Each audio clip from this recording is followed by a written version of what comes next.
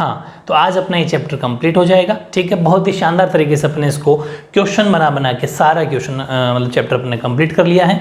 आपने भी मेरे साथ के साथ नोट्स बना लिए होंगे और रिवीजन आप कर रहे होंगे। ठीक है, जैसे ही अपना चैप्टर कंप्लीट हो जाएगा उसके बाद में आपका टेस्ट भी लेंगे और उसके बाद में जो छोटे छोटे क्वेश्चन बन सकते हैं और एग्जाम में 100 बनो, हर चैप्टर में कितने भी बनेंगे, चाहे 100 बनो चाहे 50 बनो, कितने बनो 60 70 सारे क्वेश्चन मैं आपको कराने वाला हूँ। ठीक है, तो ये जो आज मैंने 2 या 3 4 जितने भी क्वेश्चन, ये वेरी इंपॉर्टेंट क्वेश्चन है। ठीक है, जैसे कि ये what is power sharing, give a brief description, मतलब कि सत्ता की साझेदारी क्या है, संक्षिप्त विवरण दीजिए। यानी कि अपने सत्ता की साझेदारी के बारे में सब कुछ पढ़ लिया। इस चैप्टर का हेडिंग ही, इस चैप्टर की हेडिंग ही सत्ता की साझेदारी है ना, पावर शेयरिंग है, लेकिन ये है क्या, ये बात तो पूछ रहा है कि ये क्या है। और इसमें जो सबसे वेरी वेरी इंपॉर्टेंट क्वेश्चन है वो पूछा कि जरूरी क्या है, मतलब कि why is power sharing necessary, या फिर why is power sharing desirable, मतलब कि क्या ये, क्या इसकी ज़रूरत, क्या आवश्यकता क्या है सत्ता की साझेदारी की। बहुत इंपॉर्टेंट क्वेश्चन है, आगे बड़े कॉम्पिटिटिव एग्जाम में भी आता है ये क्वेश्चन। ठीक है, तो ध्यान से करेंगे। आंसर लिखने का तरीका मैं जैसे लिख रहा हूँ वैसे लिखना।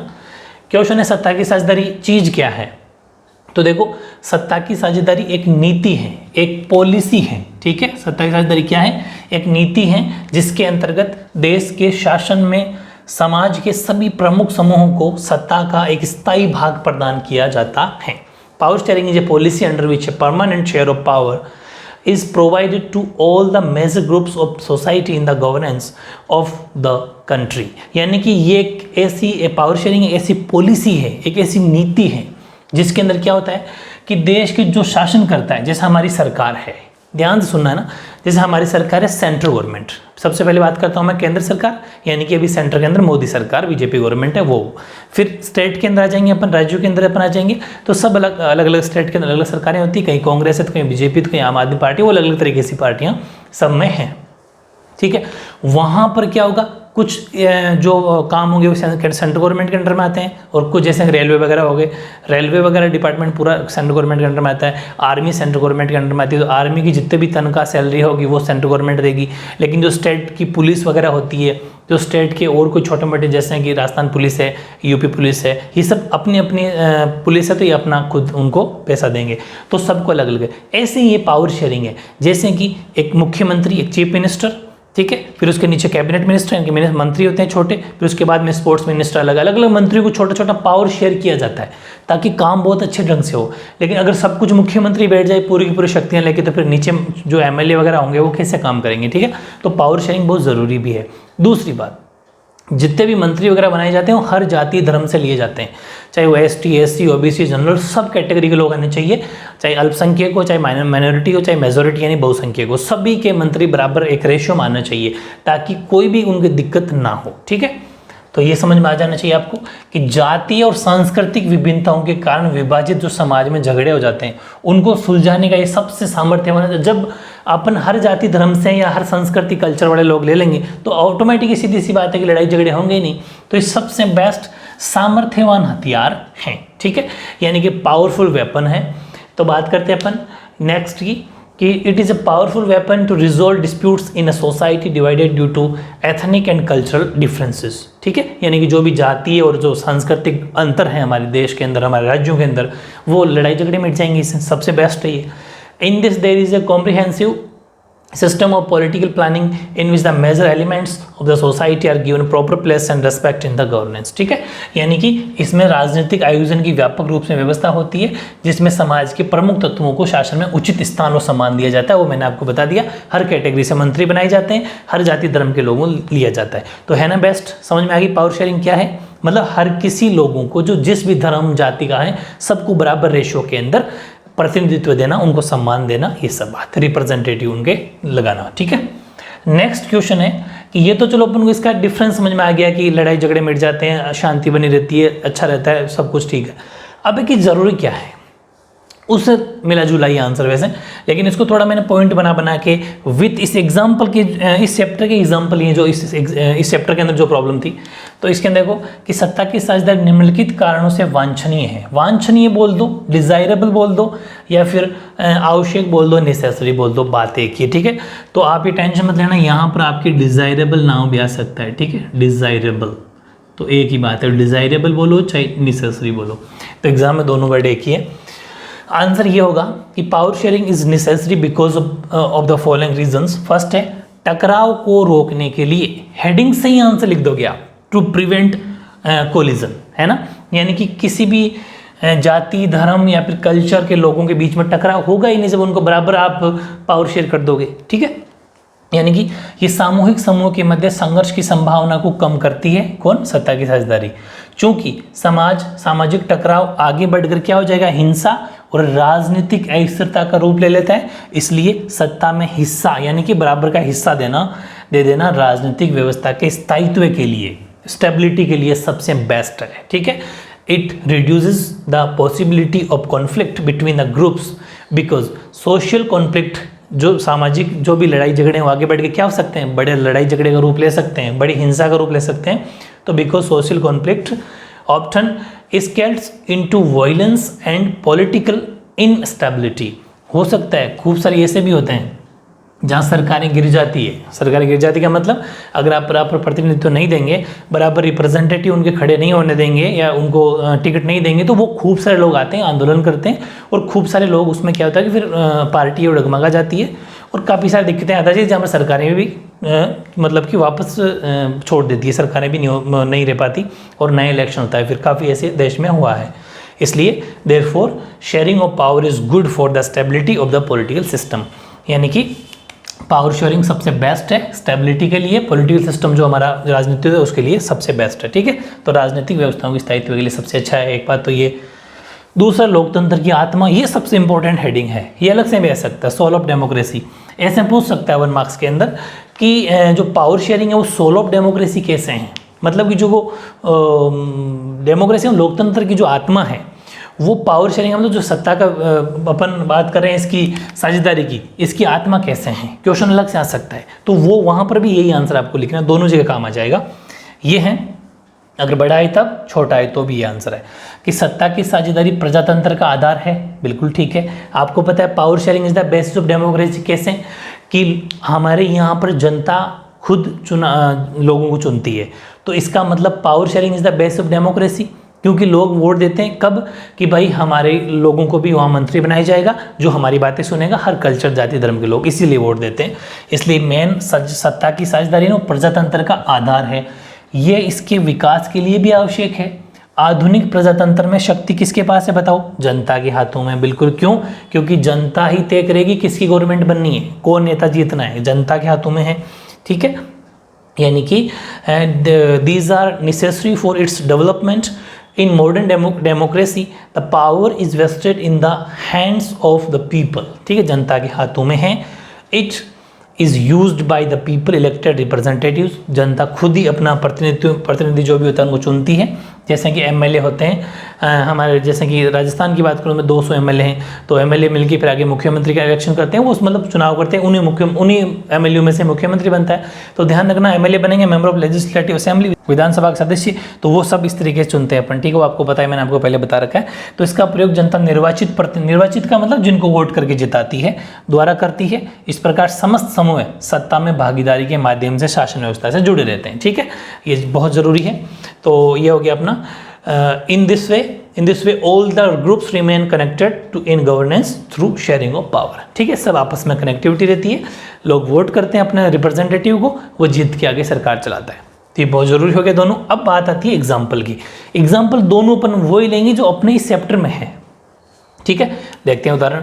इसने कहा ना कि क्यों जरूरी है, इस क्यों का आंसर है ये। पहली बात तो ये कि 2 बातें अपने बता दी, फिर अपने एग्जाम्पल और दे रहे हैं कि देख लो, अपने सोल्यूशन भी है। देखते हैं कि बेल्जियम में अल्पसंख्यक फ्रेंच भाषी लोग ज़्यादा शक्तिशाली थे। अपने पढ़ा था कि बेल्जियम के अंदर जो लोग थे वो माइनॉरिटी में थे फ्रेंच भाषी, लेकिन वो पैसे वाले थे, ज़्यादा पावरफुल थे कि नहीं थे, बिल्कुल थे। सत्ता उन्हीं के पास थी क्योंकि वो पैसे वाले थे, जबकि संख्या में कम थे, नंबर में कम थे, लेकिन पैसे वाले थे, इसलिए सरकार उनकी थी। अब हुआ क्या, दूसरी तरफ यहाँ सत्ता की साझेदारी जो बहुसंख्यक थे, जो मेजोरिटी में थे, वो डच भाषी थे, लेकिन उनके द्वारा नहीं होती थी क्योंकि वो उतने पढ़े लिखे नहीं थे, उतने पैसे वाले नहीं थे। जबकि माइनॉरिटी के अंदर होने के बावजूद भी, अल्पसंख्यक होने के बावजूद भी फ्रेंच भाषी सरकार चला रहे थे। गलत है ना सिस्टम, बिल्कुल गलत है, जो कि प्रजातांत्रिक बात थी, फलस्वरूप क्या हुआ, समाज में संघर्ष उत्पन्न हो गया, समाज में लोग आपस में लड़ने लगे, डच भाषी और फ्रेंच भाषी, ठीक है, वो अपन ने पढ़ा था। तो इसलिए अगर वहाँ पर पावर शेयरिंग होती, नंबर ऑफ कैंडिडेट के हिसाब से अलग अलग मंत्री बनाए जाते, वो आगे सोल्यूशन अपने पढ़ा भी था कि बाद में सोल्यूशन वही निकला कि उनको बराबर उनको रेशो में मंत्री बनाने पड़े। तो minority French speaking people in Belgium were richer and more powerful, he had the power, here power was not shared by the majority Dutch speaking community। हुआ क्या, which was after जो कि अनडेमोक्रेटिक था, हुआ क्या, as a result conflict arose in the society, समाज के अंदर संघर्ष पैदा हो गया। एक तो ये, अगर यहाँ पर सत्ता का साझेदारी सही बैलेंस होती, पावर शेयरिंग सही होती, तो ऐसा क्यों होता। दूसरा एग्जाम्पल, श्रीलंका की बात करिए अपन ने, श्रीलंका में सत्ता बहुसंख्यक सिंहलियों के पास में थी। अब यहाँ पर सिस्टम क्या है कि सिंहली जो लोग थे वो ज़्यादा मेजोरिटी में थे और सरकार भी उन्हीं की थी। अब गड़बड़ क्या हो गई, गड़बड़ ये हुई, तो जो माइनॉरिटी में थे लोग, है ना, तमिल लैंग्वेज वाले, वो तमिल की कुछ चलती नहीं थी। यहाँ पर भी सेम संघर्ष हुआ कि यहाँ पर क्या हुआ कि पास थी, जबकि अल्पसंख्यक तमिल इससे वंचित थे। फलस्वरूप हुआ क्या, तमिलों ने सिंहलियों के विरुद्ध संघर्ष शुरू कर दिया, और हुआ क्या, ये संघर्ष श्रीलंका के अंदर गृह युद्ध का कारण बन गया। The power is Sri Lankan was with the majority Sinhala, ठीक है, सिंहलियों के पास में थी, वेर एज माइनॉरिटी तमिल्स वर, ये ध्यान रखना, डिप्राइव्ड है, ठीक है, DEPRIVED of it। As a result, the Tamils started a struggle against the Sinhala, या फिर Sinhalese। This conflict became the cause of civil war in Sri Lanka। दस, इसलिए ध्यान रखना, श्रीलंका के वो आगे जाके सिविल वॉर बन गया, गृह युद्ध की स्थिति बन गई। इसलिए अतः the power sharing is essential for the development and welfare of the society. इसलिए जो सत्ता की साझेदारी है वो हमारे समाज के कल्याण के लिए और विकास के लिए बहुत ज़रूरी है, वांछनीय है। इस प्रकार समाज के विकास और कल्याण के लिए सत्ता की साझेदारी वांछनीय है। तो बहुत इंपॉर्टेंट क्वेश्चन है ये, अच्छे से करना है, ऐसा कैसा, दोनों एग्जाम्पल, दोनों पॉइंट आपको लिख के आना है, सीधी थ्योरी मत लिखना, पॉइंट बना के लिखना। अभी एक दो क्वेश्चन और है बहुत टॉप लेवल के, फिर जाके अपना चैप्टर कंप्लीट होगा। हाँ, अब इस क्वेश्चन को बड़े ध्यान से समझना है, क्योंकि इस एक क्वेश्चन में एक क्वेश्चन और छुपा हुआ है, मतलब इस क्वेश्चन में एक क्वेश्चन का आंसर और है, ठीक है, और वो बहुत ज़्यादा इंपॉर्टेंट है। ये मैं जितने भी क्वेश्चन आपको लिखवा रहा हूँ एज इट इज ऐसे कैसे एग्जाम में मिलने वाले हैं आपको, नोट्स के बाहर कुछ नहीं जाने वाला। फिर मैं जो टॉप 50 या टॉप 100 वो छोटे छोटे लाइन वाइज एक एक क्वेश्चन और करा दूँ ऑब्जेक्टिव, फिर तो कुछ भी बाहर जाने का चांस ही नहीं है। इसलिए मैं जो बातें बता रहा हूँ उसको बड़े ध्यान से सुनना है। क्वेश्चन है, आधुनिक लोकतांत्रिक व्यवस्था के अंतर्गत सरकार में साझेदारी के जो रूप बताए हैं, हालांकि आपके इसके अंदर 4 रूप बताए, 4 रूप में लिख दिए हैं, उन रूपों का, उन चारों फॉर्म्स का वर्णन कीजिए। Describe the forms of power sharing arrangements in government under modern democratic system. जो हमारा मॉडर्न डेमोक्रेटिक सिस्टम मतलब अभी की जो लोकतांत्रिक सरकार है उसके अंदर हमारे कितने पावर शेयरिंग अरेंजमेंट के रूप हैं, फॉर्म्स हैं, ठीक है, सत्ता के जो साझेदारी के कितने कितने तरीके हैं वो हमें लिखना है। दूसरी खास बात ये कि मैंने इसमें डायग्राम भी बनाए हैं, जैसे कि एक डायग्राम तो ये बनाया, ऐसे कैसे आपको छोटा सा डायग्राम बनाना सीख जाओ अभी से। ये एक नोट्स लिखने का बहुत ही शानदार तरीका है, और ये जो नोट्स ऐसे लिखोगे आप तो बहुत फुल मार्क्स मिलते हैं, ठीक है, मतलब एग्जामिनर के ये चीज़ें इजीली समझ में आती है। भाई आंसर ऐसा लिखो कि जो कॉपी चेक करने वाले टीचर है वो इजीली चेक कर सकें, बस ये सबसे मेन बात होती है, ठीक है। तो देखो इसमें अपन आंसर लिखेंगे कि अब देखो ये मैं छोटी सी हेडिंग लिखी है, हालांकि आपको पूरा लिख सकते हो कि आधुनिक लोकतांत्रिक व्यवस्था के अंतर्गत सरकार में साझेदारी के रूप निम्नलिखित हैं। ये लाइन तो मैंने आपको स्टार्टिंग से बता रखी है, अपन इतना स्पेस नहीं है अपने पास, तो आप ही समझ जाना कि फॉलोइंग आर द फॉर्म्स, मैंने शॉर्ट में लिख दिया, आप पूरा लिख सकते हो। पहला कि सरकार के विभिन्न अंगों के मध्य सत्ता की साझेदारी, power sharing between different organs of government, बहुत इंपॉर्टेंट है। एग्जाम के अंदर अगर क्वेश्चन छोटा आ जाए, सिर्फ नाम पूछे, मतलब 1 मार्क्स में आ जाए, तो सिर्फ हेडिंग लिखनी है, ठीक है। सिर्फ नाम पूछे कितने फॉर्म्स हैं, तो सिर्फ आप नाम लिखना सीधा 4 कि सरकार के विभिन्न अंगों के मध्य सत्ता की साझेदारी, सरकार के मध्य विभिन्न स्तरों पर सत्ता की साझेदारी, विभिन्न सामाजिक समूह के मध्य सत्ता की साझेदारी, राजनीतिक दलों, दबाव समूह और आंदोलनों के मध्य सत्ता की साझेदारी, ठीक है। Power sharing between political parties, pressure groups and movements, power sharing between different social groups, power sharing among the government and different levels, और फर्स्ट तो power sharing between the different organs of government, ठीक है। ये तो है heading, लेकिन बड़ा question आ जाए 4 मार्क्स में तब ये पूरा, ठीक है। अब मेरी बात सुनो, मैंने ये भी कहा था ना कि इस क्वेश्चन में एक क्वेश्चन और, तो एक तो ये जो मैंने बता दिया हेडिंग वाला, एक जो इंपॉर्टेंट क्वेश्चन है वो ये है कि अभी बताता हूँ, अभी थोड़ा पढ़ने के बाद बताऊंगा, समझ में नहीं आएगा। पहला कि सरकार के विभिन्न अंगों के मध्य सत्ता की साझेदारी, ये जो हेडिंग है इसका क्या मतलब है? अलग से भी पूछ सकता है, इस एक हेडिंग का क्वेश्चन पूछ ले, 4 क्वेश्चन पूछ सकता है चारों हेडिंग से, ये भी ध्यान रखना, ठीक है। हर तरह से अपन को तैयार रहना है कि लोकतंत्र में सरकार के विभिन्न अंग जैसे कि विधायिका, इसको अपन व्यवस्थापिका भी कह सकते हैं, कार्यपालिका और न्यायपालिका। आपको पता है, मैंने आपको शुरुआत में बता दिया था कि हमारी सरकार के, हमारी इंडियन गवर्नमेंट के, भारत सरकार के 3 अंग हैं, लेजिस्लेचर यानी कि व्यवस्थापिका या फिर विधायिका जो कानून बनाती है, देख रेख करती है वो, एग्जीक्यूटिव कार्यपालिका, जुडिशरी न्यायपालिका, ठीक है। ये जुडिशरी बिल्कुल सेपरेट है, स्वतंत्र है, आज़ाद है, इन दोनों के ऊपर ये कार्रवाई कर सकते हैं, मतलब सुप्रीम कोर्ट ये जो होते हैं वो जुडिशरी के अंदर आते हैं, ठीक है। कोर्ट एग्जीक्यूटिव कार्यपालिका जो हमारे प्राइम मिनिस्टर साहब हैं, एग्जीक्यूटिव मतलब कार्यपालिका के हेड है, मैंने आपको ये बातें बता रखी है। लेजिस्लेटिव संसद जो हमारा पार्लियामेंट टाइप, वो लेजिस्लेटिव मतलब व्यवस्थापिका, कानून बनाने का कामकाज इसमें होता है। ये हमारी सरकार के बेसिकली 3 वेरी इंपॉर्टेंट अंग है, ऑर्गन है, ठीक है। चलो, तो ये बात पढ़ ली अपन ने। इनके मध्य क्या होता है कि सत्ता का बंटवारा रहता है। कैसे? कि ये व्यवस्था करेंगे, न्याय करेंगे, वो कानून बनाएंगे, व्यवस्था करेंगे, काम करेंगे, एग्जीक्यूटिव मतलब काम करेंगे, जुडिशरी मतलब न्याय करेंगे। अगर ये दोनों आपस में अनबन हो गई या फिर ये दोनों कोई गलत नीतियाँ, कोई गलत कानून बना रहे हो, गलत कार्य कर रहे हो, तो जुडिशरी उस पर कंट्रोल करेगी और उनको कह देगी कि ये पॉलिसी या फिर रूल या ये नियम कायदे गलत हैं या सही हैं। वो ऑथेंटिक चीज़ को कौन प्रूव करेगा? जुडिशरी, न्यायपालिका, ठीक है। और वो उनका जुडिशरी का या न्यायपालिका या फिर सुप्रीम कोर्ट, इनका डिसीजन लास्ट डिसीजन होता है, उनको हर किसी को मानना पड़ता है, ठीक है। अब देखो, इनके बीच में बंटवारा रहता है, ठीक है। यानी कि in a democracy there is a distribution of power among the various organs of government such as legislature, executive and judiciary, ठीक है। ये इनके बीच में रहता है। अगला, इन सभी के पास शक्ति है, बिल्कुल सही बात है, तथा वे आपस में एक दूसरे पर नियंत्रण रखते हैं, बहुत बिल्कुल सही है। ये इसके ऊपर, ये दोनों के ऊपर आपस में नियंत्रण रखते हैं, ठीक है। यानी कि they all have power and they control each other, this is called horizontal distribution. बस ये क्वेश्चन की बात कर रहा था मैं, अलग से एग्जाम में क्वेश्चन आएगा, हॉरिजॉन्टल डिस्ट्रीब्यूशन क्या होता है। अभी नीचे पढ़ेंगे अपन, वो तो हॉरिजॉन्टल डिस्ट्रीब्यूशन है, ये वर्टिकल डिस्ट्रीब्यूशन है। हॉरिजॉन्टल का मतलब होता है क्षैतिज वितरण और ये होता है ऊर्ध्वाधर वितरण।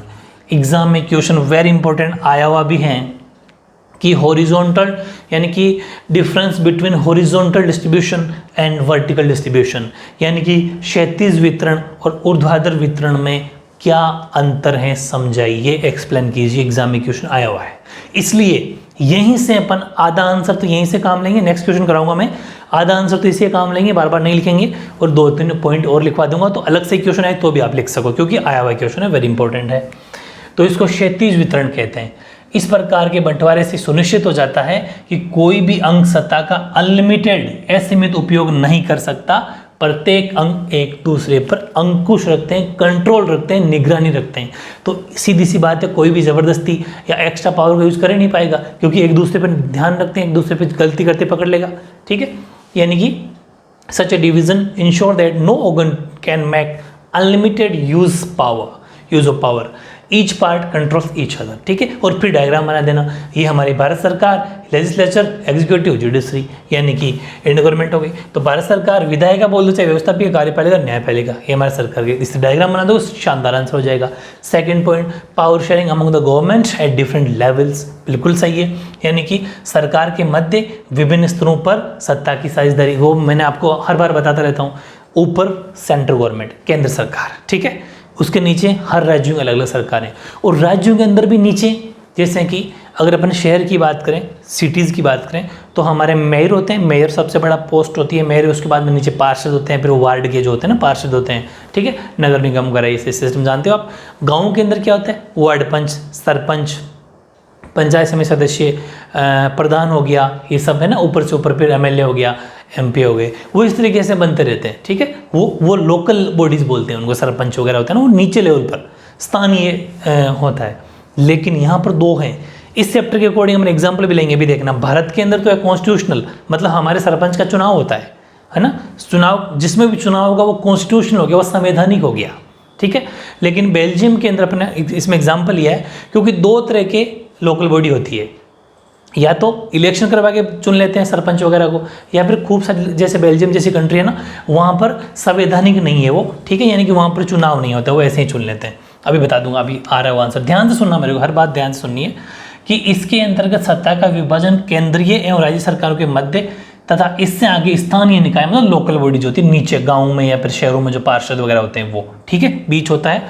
यानी कि इसके कहने का मतलब ये है कि उच्चतर से निम्नतर, ऊपर की पोस्ट से नीचे धीरे धीरे, जैसे कि मैंने अभी बताया ना कि जैसे एक जिला होता है, डिस्ट्रिक्ट में बताता हूँ सबसे बड़ा, जैसे मान लो कि एमपी, मेंबर ऑफ पार्लियामेंट, सांसद के नीचे एमएलए, ठीक है, एमएलए के नीचे जैसे प्रधान हो गया, फिर पंचायत समिति सदस्य हो गए, फिर सरपंच हो गए, वार्ड पंच हो गए, इतना ही समझ लो आप। तो ये इस तरीके से नीचे से फिर वार्ड पंच हो गए, ये छोटे छोटे लेवल बनता रहता है, ठीक है। तो उच्चतर से निम्नतर, ठीक है, उच्चतर से निम्नतर स्तर की सरकारों के मध्य सत्ता की साझेदारी को ऊर्ध्वाधर वितरण कहते हैं। वो क्या था, एक दूसरे पे ध्यान रखना, कंट्रोल रखना, वो तो क्षैतिज, ये ऊपर से नीचे, जैसे अपन ग्राफ पढ़ते हैं ना, ग्राफ में भी ऐसा ही होता है, वही वाली चीज़ है, ये क्षैतिज ऊर्ध्वाधर वितरण हो गया, ऊपर से नीचे, जैसे कि central government, state government, local government या लोकल बॉडी गवर्नमेंट, ठीक है। यानी कि under this the power is divided between the central and state governments, वो कंटिन्यू पूरा कर लेना, यहाँ से यहाँ कंप्लीट हो जाएगी spelling. And beyond that between the local bodies the sharing of power between the highest and lowest levels, ठीक है, governments is called vertical distribution. फिर ये डायग्राम बना देना, central government, state government, local bodies government का, ठीक है, easy है। नंबर 3, हाँ अब सुनो, अब वो जो क्वेश्चन नेक्स्ट क्वेश्चन अपन लेने वाले हैं वो आएगा difference between horizontal and vertical. तो ध्यान रखना, उसके अंदर एग्जाम में ऐसा चार्ट बनाना है, चार्ट मतलब ऐसे लाइन खींचनी है, इधर तो लिखना है आपको हॉरिजॉन्टल, इधर लिखना है वर्टिकल, मतलब क्षैतिज और ऊर्ध्वाधर, ऐसे बीच में लाइन खींच के आपको आंसर लिख के आना है एग्जाम के अंदर। तो देखो अपन 2 पॉइंट तो यहीं से बनाएंगे, एक तो ये यहाँ से देखो कि लोकतंत्र में, चलो मैं नेक्स्ट क्वेश्चन लिखवा दूंगा फिर आप समझ जाना, ठीक है। चलो तीसरा पॉइंट देखते हैं इसका, विभिन्न सामाजिक समूह के मध्य सत्ता की साझेदारी। लोकतंत्र में विशेष रूप से विभिन्न धार्मिक, भाषाई, आदिवासी और अल्पसंख्यक समूह विभिन्न स्तरों पर सत्ता की साझेदारी करते हैं।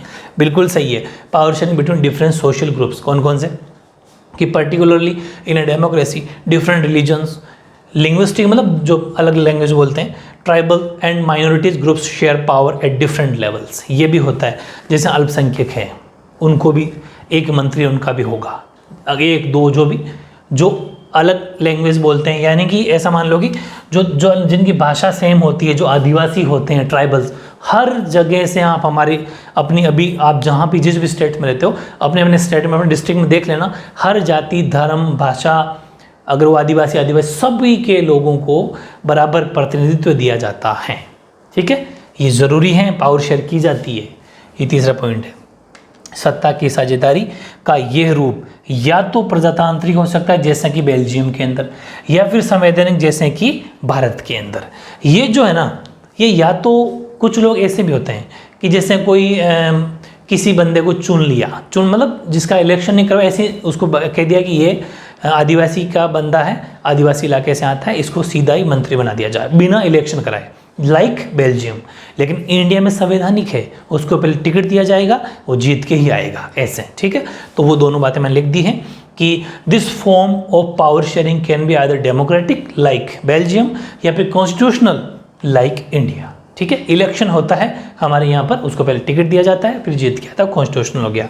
फिर है चौथा, वेरी इंपॉर्टेंट, राजनीतिक दलों या फिर दबाव समूह या फिर आंदोलन के मध्य सत्ता की साझेदारी, power sharing between political parties, pressure groups and movements. ये अपन देखे भी होंगे कि खूब सारे लोग जैसे सड़कों पर आंदोलन करते हैं, मूवमेंट करते हैं, उनकी बातों को मनाने के लिए, गवर्नमेंट का ध्यान अपनी ओर खींचने के लिए, ये करते कि नहीं करते, उनको भी अलग अलग, और इन सब के एक अलग अलग अध्यक्ष होते हैं, कि जैसे ये बंदा है जो अगर किसी भी कोई भी जाति धर्म के अंदर से कह दिया कि अल्पसंख्यक है, तो अल्पसंख्यक समुदाय का एक बंदा लीडर होगा, वो अगर उसके समुदाय में गवर्नमेंट कोई गलत काम करती है, फिर कोई ऐसी पॉलिसी ला देती है जो उनके खिलाफ हो रहा हो, तो वो आंदोलन कर सकते हैं सड़कों पर, लेकिन वो अध्यक्ष के नेतृत्व में, वो जो लीडर होगा उसकी निगरानी में काम होगा।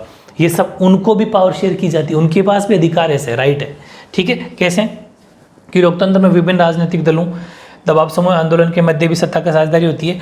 लोकतंत्र लोगों के समक्ष, अच्छा यहाँ पे लिखा राजनीतिक दल, बिल्कुल जैसे कि कांग्रेस बीजेपी है, तो बीजेपी को भी जैसे विधानसभा के अंदर बात है, तो विधानसभा के अंदर या फिर लोकसभा के अंदर बीजेपी का भी एक विपक्ष का नेता होता है। भाई एक तो पक्ष हो गया, पक्ष का मतलब जो गवर्नमेंट जीत के आई, सपोज कांग्रेस से जीती हुई है फिर बीजेपी जीती हुई है, अगर बीजेपी जीती है तो बीजेपी तो सरकार है। ऑपोजिट पार्टी कौन सी जिसके ज़्यादा 2 नंबर पे जो पार्टी है वो विपक्ष कहलाता है। तो सपोज वो कांग्रेस है, तो कांग्रेस में भी क्या होता है, एक विपक्ष का नेता होगा, जो ऑपोजिट पार्टी का जो लीडर होगा, अपोजिशन लीडर होगा, वो अपनी पार्टी की बात रख सकता है। और उसको भी खूब सारे ऐसे राइट दिए हुए हैं कि अगर कोई जो अभी सत्ता में जो पार्टी हैं, अगर वो सही काम नहीं करे तो वो उस पर रोक लगा सकता है, फिर अपनी बात रख सकता है, उसको भी ऐसा अधिकार है। ठीक है। दासों आंदोलन के मध्य भी सत्ता की साझेदारी होती है। लोकतंत्र लोगों के समक्ष सत्ता के दावेदारों के बीच चुनाव का विकल्प देती है। बिल्कुल सही है कि आपको पता है जो हमारी डेमोक्रेसी है, लोकतंत्र है, वो चुनाव करवाती है। चुनाव करवाएगी तो हर बंदे को एक विकल्प मिलेगा, ऑप्शन मिलेगा कि अगर आप में वाकई दम है तो आप जीत के आ जाओ और हमारी पावर शेयरिंग मतलब इस सत्ता की साझेदारी के भागीदार बन जाओ। ठीक है, ये भी बहुत इंपॉर्टेंट बात है। और ये जो ऑप्शन दिया जाता है, ये जो विकल्प दिया जाता है, वो विभिन्न राजनीतिक दलों के रूप में उपलब्ध होता है। जो हाँ, कोई भी पार्टी चुनाव लड़ सकती है, सबको छूट है। आपस में अपोजिट पार्टियां तो बातें बनती है, जब जिसके ज़्यादा एमएलए आते हैं उसकी सत्ता बन जाती है, लेकिन एक बार इलेक्शन जब होते हैं सारी पार्टियां, कोई सी पार्टी इलेक्शन लड़ सकती है। ठीक है, तो ये उपलब्ध होता है जो कि चुनाव लड़ती है। राजनीतिक दलों की ये प्रतिद्वंद्विता ही सुनिश्चित करती हैं कि सत्ता एक व्यक्ति या समूह के हाथ में ना रहे। और एक बात का ध्यान रखना, हमेशा विपक्ष होना बहुत ज़रूरी है। मतलब विपक्ष का मतलब सामने अपोजिशन पार्टी का होना बहुत ज़रूरी है, वरना जो सत्ता में होगी ना सरकार, वो कभी ढंग से काम नहीं करेगी। एक सामने उसकी कहते हैं ना कि अगर पार्टी के सामने जो होगा वो जो उस पर ध्यान रख सकती हो। जैसे कभी कभी क्या हो जाता है कि अगर सपोज अभी सेंट्रल गवर्नमेंट के अंदर बीजेपी सरकार है, वो फुल मेजोरिटी के अंदर है, 300+ उनके एमपीज़ हैं और अच्छी सरकार चल रही है, लेकिन अगर सामने वाली विपक्ष की पार्टी उनका सामना ना करे तो फिर वो मनमर्जी करेंगे। इसलिए विपक्ष का मजबूत होना भी बहुत ज़रूरी है। ठीक है, ये भी होता है। In a democracy power is shared between different political parties, pressure groups and movements. Democracy gives the option of choice between the claimants of power before the people. This option is available in the form of different political parties, सबके हक है, that contest elections, जो चुनाव में भागीदार होते हैं वो। और द रिवेलरी का मतलब होता है प्रतिद्वंदिता। ठीक है, यानी कि जो आपस में जो प्रतिद्वंदिता होती है कि मैं जीतूं वो जीतूं, जनता को भी अधिकार है, जो काम नहीं करेगी उसको हटा दो, तो ये बहुत ज़रूरी होता है। और political parties ensure that power does not remain in the hands of one individual groups. किसी एक बंदे की सरकार हाथ में नहीं रहेगी। 5 साल है, ढंग से काम करेगा तो नेक्स्ट टाइम जीत जाएगा, वरना नेक्स्ट टाइम गवर्नमेंट अलग बन जाएगी, क्योंकि ये तो जनता के हाथ में ही चीज़ है। तो ठीक है, तो ये भी बहुत अच्छी चीज़ है। तो ये बहुत इंपॉर्टेंट आपका आंसर था। अब जो नेक्स्ट क्वेश्चन लेने वाला हूँ मैं ये लेने वाला हूँ कि difference between horizontal distribution and vertical distribution. उसमें ये खूब सारे आंसर इसी में से लिखेंगे और 1-2 पॉइंट और लिखा दूंगा ताकि अलग से अगर क्वेश्चन आए तो आप लिख सको। ठीक है,